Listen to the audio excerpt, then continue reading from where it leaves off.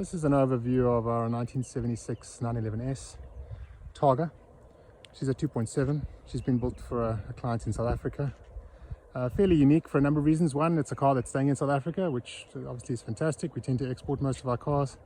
And two, we tend to add performance, kind of take out weight and so on with our cars, whereas this one has actually been more of a restorative exercise where we've in fact gone the other direction.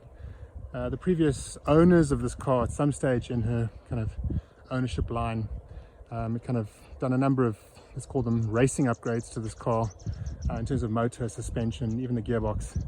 We needed to kind of let's call it, get that back to original. So we've done a lot of work just to get her back to what she should be, but we haven't totally and utterly taken her back to her original spec in 76. To those that are fairly familiar with the car, you'll notice that her wheels are slightly larger. Those are 7Js front and rear. Gives her a fairly purposeful stance. We got the car like that. I'm quite happy to keep them like that. And you'll also, I'm sure, notice that her color scheme is somewhat unique. No, it's not a Porsche color. I would guess that it sits somewhere, if you want to use a Porsche color reference, between Brewster green and olive green. So there's a rich green to that car, sorry, to that color. We mix this color bespoke, and for anybody that's wondering, we always mix our colors bespoke specifically to work with our tan interior. So our tan interiors are, well, that leather specifically is something which we, as I've seen, feature in a number of our cars, and we then very carefully work backwards from that point and mix colors that complement this leather specifically. You know, if you're just wanting to kind of throw some leather into a car because you like the look, you think tan will look great, just be a little careful with that, because it doesn't necessarily play very nicely with all colors. I'm seeing a few of these colors, these tan interiors popping up.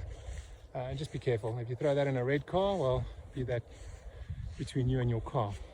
Okay, in terms of other key points, she's been, from a motor point of view, taken back to stock standard. The 2.7s are in fact great running little motors. They rev really high, they've got a great amount of torque. I really quite like the way that they drive.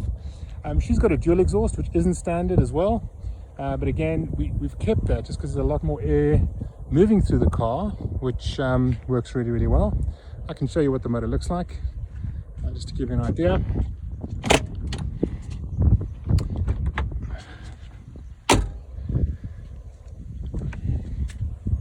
Now obviously this is a process of getting everything just 100% perfect. Rebuilt both aesthetically as well as mechanically. The process, if anybody's wondering, of taking one of these old cars,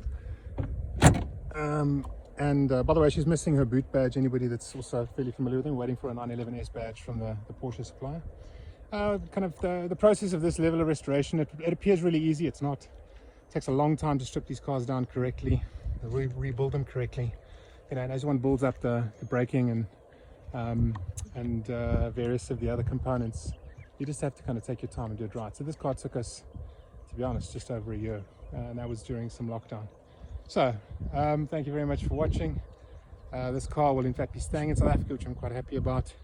And if you're in South Africa, you'll probably see her on the road up here in the Gauteng area.